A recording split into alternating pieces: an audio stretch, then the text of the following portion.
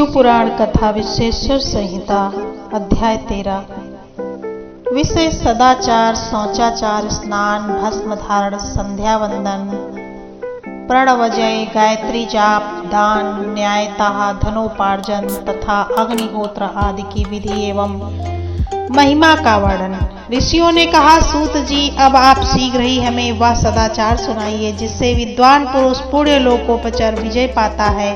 स्वर्ग प्रदान करने वाले धर्ममय आचार तथा नरक का कष्ट देने वाले अधर्ममय आचारों का भी वर्णन कीजिए। सूत जी बोले, सदाचार का पालन करने वाला विद्वान ब्राह्मण ही वास्तव में ब्राह्मण का नाम धारण करने का अधिकारी है। जो केवल वेदोक्त आचार का पालन करने वाला एवं वेद का अभ्यासी है, उस ब्राह्मण की विप्र संज्ञा होती है। सदाचार, वेदाचार तथा विद्या, इनमें से एक एक गुण से ही युक्त होने पर उसे द्विज कहते हैं, जिसमें स्वरूप मात्रा से ही आचार का पालन देखा जाता है, जिसने वेदाध्ययन भी बहुत कम किया है तथा जो राजा का सेवक, पुरोहित, मंत्री आदि है, उसे क्षत्रिय ब्राह्मण कहते हैं। जो ब्राह्मण कृषि तथा वाणिज्य कर्म करने वाला है और कुछ कुछ ब्राह्मणोचित आचार का भी पालन करता है, वह वैश्य ब्राह्मण है। तथा जो स्वयं ही खेत जोतता, हल चलाता, उसे शूद्र ब्राह्मण कहा जाता है। जो दूसरों के दोष देखने वाला और परद्रोही है, उसे चांडाल द्विज कहते हैं, जिनमें से स्वरूप मात्रा से ही आचार का पालन देखा जाता है। इसी तरह क्षत्रियों में भी जो पृथ्वी का पालन करता है, वह राजा है। दूसरे लोग राजा तत्व से हीन क्षत्रिय माने जाते हैं। वैश्यों में भी जो धान्य आदि वस्तुओं का क्रय विक्रय करता है, वह वैश्य कहलाता है। दूसरों को वणिक कहते हैं। जो ब्राह्मणों, क्षत्रियों तथा वैश्यों की सेवा में लगा रहता है, वही वास्तव में शूद्र कहलाता है। जो शूद्र हल जोतने का काम करता है, उसे वृषल समझना चाहिए। सेवा, शिल्प और कर्षण से भिन्न वृत्ति का आश्रय लेने वाले शूद्र दस्यु कहलाते हैं। इन सभी वर्णों के मनुष्यों को चाहिए कि वे ब्रह्म मुहूर्त में उठकर पूर्वाभिमुख होकर सबसे पहले देवताओं का, फिर धर्म का, अर्थ का, उसकी प्राप्ति के लिए उठाए जाने वाले क्लेशों का तथा आय और व्यय का भी चिंतन करें। रात्र के पिछले पहर को उषा काल जानना चाहिए। उस अंतिम पहर का जो आधा या मध्य भाग है, उसे संधि कहते हैं। उस संधि काल में उठकर द्विज को मल मूत्र आदि का त्याग करना चाहिए। घर से दूर जाकर बाहर से अपने शरीर को ढके रखकर दिन में उत्तराभिमुख बैठकर मल मूत्र का त्याग करे। यदि उत्तराभिमुख बैठने का कोई रुकावट हो तो दूसरी दिशा की ओर मुख करके बैठे। जल, अग्नि, ब्राह्मण आदि तथा देवताओं का सामान बचा कर बैठे। मल त्याग करके उठने पर फिर उस मल को न देखे। तदंतर जलाशय से बाहर निकाले हुए जल से ही गुदा की शुद्धि करे तथा देवताओं, पितरों तथा ऋषियों के तीर्थों में उतरे बिना ही प्राप्त हुए जल से शुद्धि करनी चाहिए। गुदा में 7, 5 या 3 बार मिट्टी लगाकर उसे धोकर शुद्ध करे। लिंग में वक्कोड़ों के फल के बराबर मिट्टी से लेकर लगाएं और उसे धो लें, परंतु गुदा में लगाने के लिए 1 पसर मिट्टी की आवश्यकता होती है। लिंग और गुदा की शुद्धि से पश्चात उठकर अन्यत्र जाए और हाथ पैरों की शुद्धि करके 8 बार कुल्ला करे। जिस किसी वृक्ष के पत्ते से अथवा उसके पतले काष्ठ से जल के बाहर के दंत धमन करे, उस समय तर्जनी अंगुली का उपयोग न करे। यह दंत शुद्धि का विधान बताया गया। तदंतर जल संबंधी देवताओं को नमस्कार करके मंत्र पाठ करते हुए जलाशय में स्नान करे। आपो हिष्ठा इत्यादि मंत्र से पाप शक्ति के लिए सिर पर जल छिड़के तथा यश छयाए, इस मंत्र को पढ़कर पैर पर जल छिड़के। इसके संधि प्रोक्षण कहते हैं। आपो हिष्ठा इत्यादि मंत्र से 3 ऋचाएं हैं और प्रत्येक ऋचा में गायत्री छंद के 3-3 चरण हैं। इनमें से प्रथम ऋचा के 3 चरणों का पाठ करते हुए क्रमशः पैर, मस्तक और हृदय में जल छिड़के। दूसरी ऋचा के 3 चरणों को पढ़कर क्रमशः मस्तक, हृदय और पैर में जल छिड़के तथा तीसरी ऋचा के 3 चरणों का पाठ करते हुए क्रमशः हृदय, पैर और मस्तक पर जल प्रोक्षण करें। इसे विद्वान पुरुष मंत्र स्नान को मानते हैं। प्रातः काल सूर्यत्व, मानुष्व इत्यादि पूर्वानुवाव से तथा सायंकाल अग्निश्च या मनुष्य इत्यादि अग्नि संबंधी अनुयाग से जल का आचमन करके पुनः जल से अपने अंगों का प्रोक्षण करें। मध्याह्न काल में भी आपः पुनस्तु इस मंत्र से आचमन करके पूर्ववत प्रोक्षण का मार्जन करना चाहिए। प्रातः काल की संध्योपासना में गायत्री मंत्र का जप करके 3 बार ऊपर की ओर सूर्य देव को अर्घ्य देना चाहिए। ब्राह्मणों मध्याह्न काल में गायत्री मंत्र के उच्चारण पूर्वक सूर्य को एक ही अर्घ्य देना चाहिए। फिर सायंकाल आने पर पश्चिम की ओर मुख करके बैठ जाएं और पृथ्वी पर ही सूर्य के लिए अर्घ्य देकर ऊपर की ओर नहीं। प्रातः काल और मध्याह्न के समय अंजलि में अर्घ्य जल लेकर अंगुलियों की ओर सूर्यदेव के लिए अर्घ्य दें। फिर अंगुलियों के छिद्र से ढलते हुए सूर्य को देखते हुए उसके लिए स्वतः प्रदक्षिणा करते हुए शुद्ध आचमन करें। सायंकाल में सूर्यास्त से 2 घड़ी पहले की हुई संध्या निष्फल होती है, क्योंकि वह सायं संध्या का समय नहीं है। ठीक समय पर संध्या करनी चाहिए, इसे शास्त्र की आज्ञा है। यदि संध्यापासना किए बिना दिन बीत जाए तो प्रत्येक समय के लिए क्रमशः प्रायश्चित करना चाहिए।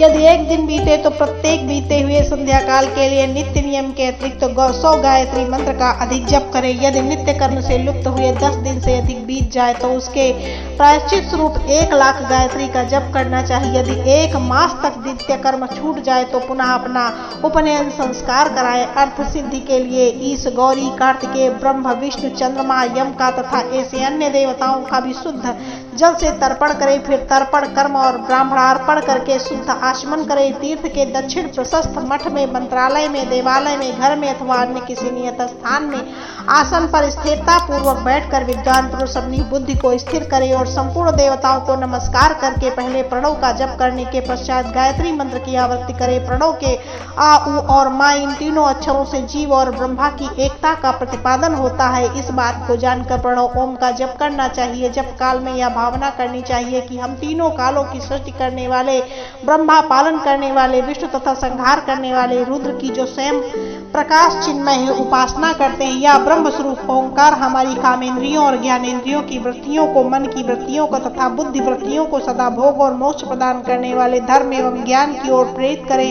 प्रणव के इस अर्थ का बुद्धि के द्वारा चिंतन करता हुआ जो इसका जाप करता है वह निश्चय ही ब्रह्मा को प्राप्त कर लेता है। अथवा अर्थानुसंधान के बिना भी प्रणव का नित्य जप करना चाहिए। इससे ब्रह्मणत्व की पूर्ति होती है। ब्रह्मणत्व की पूर्ति के लिए श्रेष्ठ ब्राह्मण को प्रतिदिन प्रातः काल 1 सहस्त्र गायत्री मंत्र का जप करना चाहिए। मध्याह्न काल में 100 बार और सायंकाल में 28,000 बार गायत्री मंत्र का जप का विधान है। अन्य वर्ण के लोगों को अर्थात क्षत्रिय और वैश्य को तीनों संध्याओं के समय यथासाध्य गायत्री जप करना चाहिए। शरीर के भीतर मूलाधार, स्वादिष्ठान, मणिपुर, अनाहत, आज्ञा और शस्त्रास्त्र से 6 चक्र है, जिसमें मूलाधार से लेकर सहस्त्रास्त्र तक 6 स्थानों को क्रमशः विद्येश्वर, ब्रह्मा, विष्णु, ईश, जीवात्मा और परमेश्वर स्थित है। इन सब में ब्रह्म बुद्धि करके इनकी एकता का निश्चय करें और वह ब्रह्म में हूँ ऐसी भावना पूर्वक प्रत्येक श्वास के साथ सोहम का जप करें। उन्हीं विशेष विद्येश्वर आदि ही ब्रह्मारंध्र आदि तथा इन शरीर से बाहर की भावना करें। प्रकृति के विकार रूप महातत्व से लेकर पंचभूत पर्यंत तत्वों से बना हुआ जो शरीर है, ऐसे सहस्रों शरीरों का एक एक अजपा गायत्री से जप करें। एक एक गम से अतिक्रमण करके जीव को धीरे धीरे परमात्मा से संयुक्त करें। यह जप का तत्व बताया गया है। 100 अथवा 28 मंत्रों के जप से उतने ही शरीरों का अतिक्रमण होता है। इस प्रकार जो मंत्रों का जप है इसी को आदिक्रम से वास्तविक जप जानना चाहिए। सहस्त्र बार किया हुआ जप ब्रह्म लोक प्रदान करने वाला होता है, ऐसा जानना चाहिए। 100 बार किया हुआ जप इंद्र पद की प्राप्ति कराने वाला होता है। इससे अधिक समय तक नियम का उल्लंघन हो जाए तो पुनः नए सिरे से गुरु से नियम ग्रहण करना चाहिए। ऐसा करने से दोषों की शांति होती है, अन्यथा वह रौरव नरक में जाता है। मुमुक्ष ब्राह्मण को सदा ज्ञान की ही अभ्यास करना चाहिए। धर्म से अर्थ की प्राप्ति होती है, अर्थ से भोग सुलभ होता है, फिर उस भोग से वैराग्य की संभावना होती है। धर्म पूर्वक उपार्जित धन से जो भोग प्राप्त होता है उससे एक दिन अवश्य वैराग्य का उदय होता है। धर्म के विपरीत अधर्म से व्यार्जित किए हुए धन के द्वारा जो भोग प्राप्त होता है उससे भोगों के प्रति आसक्ति उत्पन्न होती है। मनुष्य धर्म से धन पाता है, तपस्या से उसे दिव्य लग्न की प्राप्ति होती है। कामनाओं का त्याग करने वाले पुरुष के अंतःकरण की शुद्धि होती है, उस शुद्धि से ज्ञान का उदय होता है, इससे संशय नहीं है। सत्ययुग आदि में तप को ही प्रशस्त कहा गया है, किंतु कलयुग में द्रव्य साध्य धर्म अच्छा माना गया है। सत्ययुग में ज्ञान से, त्रेता में तपस्या से और द्वापर में यज्ञ करने से ज्ञान की सिद्धि होती है, परंतु कलयुग में प्रतिभा की पूजा से ज्ञान लाभ होता है। अधर्म हिंसा रूप से और धर्म सुख रूप है। अधर्म से मनुष्य दुख पाता है और धर्म से वह सुख एवं सुख एवं भोग और मोक्ष को प्राप्त करता है। सिद्धि के लिए धर्म का उपार्जन करना चाहिए। जो क्षत्रिय 1 सहस्त्र कुटुंब को जीविका और आवास देता है, उसका वह कर्म इंद्रलोक की प्राप्ति कराने वाला होता है। 10,000 कुटुंबों को किया हुआ आश्रयदान ब्रह्मलोक प्राप्त कराने वाला होता है। धनहीन पुरुष सदा तपस्या का उपार्जन करे, क्योंकि तपस्या और तीर्थ सेवन से अच्छे सुख पाकर मनुष्य उसका उपभोग करता है। अब मैं न्यायतः धन के उपार्जन की विधि बता रहा हूँ। न्यायोपार्जित धन का दान करने से दाता को ज्ञान की सिद्धि प्राप्त होती है। ज्ञान सिद्धि द्वारा सब पुरुषों को गुरु कृपा मोक्ष सिद्धि सुलभ हो जाती है और मोक्ष से स्वरूप की सिद्धि ब्रह्म रूप से स्थिति प्राप्त होती है। इससे मुक्त पुरुष परमानंद का अनुभव करता है। गृहस्थ पुरुष को चाहिए कि वह धन धान्य आदि सब वस्तुओं का दान करे। वह त्रसा निवृत्ति के लिए जल तथा क्षुधा रूपी रोग की शांति के लिए सदा अन्न का दान करे और खेत धान्य, कच्चा अन्न तथा भक्ष्य, भोज्य, लेहा और चेप्य, ये 4 प्रकार के सिद्ध अन्न का दान करे, जिसके अन्न को खाकर मनुष्य जब तक कथा श्रवण आदि सधर्म का पालन करता है उसके समय तक उसके किए पुण्य फल का आधा भाग दाता को मिल जाता है। उसमें संशय नहीं है। दान देने अपने धन के 3 भाग करे। 1 भाग धर्म के लिए, दूसरा भाग वृद्धि के लिए तथा तीसरा भाग अपने उपभोग के लिए। नित्य, नैमित्तिक और काम में ये तीनों प्रकार के कर्म धर्मार्थ रूप से धन से करे। धर्मार्थ रखे हुए धन से करे। साधक को चाहिए कि वह धन से हितकारक, परिमित एवं पवित्र भोग भोगे। खेती से पैदा किए हुए धन का 10वांश दान करे। इससे पाप की शुद्धि होती है। शेष धन से धर्म बुद्धि एवं उपभोग करे, अन्यथा वह रौरव नरक में पड़ता अथवा उसकी बुद्धि पाप पूर्ण हो जाती है या खेती की चौपट हो जाती है। वृद्धि के किए हुए गए व्यापार में प्राप्त हुए धन का 6ठा भाग दान करे। देने योग्य है। बुद्धिमान पुरुष अवश्य उसका दान कर दे। विद्वान को चाहिए कि वह दूसरे के दोषों का वर्णन न करे। ब्राह्मणों का दोष वह दूसरे के सुने या देखे हुए छिद्रों को भी प्रकट न करे।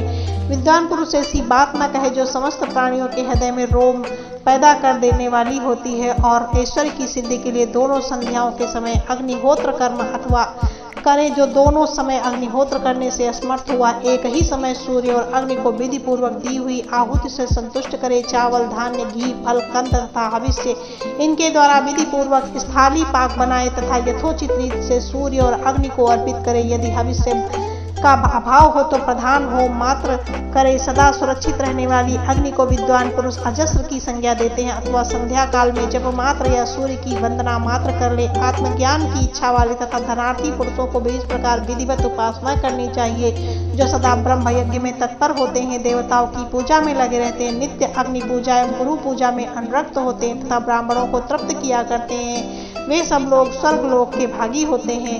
इस प्रकार विश्वेश्वर संहिता का 13वां अध्याय पूरा हुआ। ओम नमः शिवाय।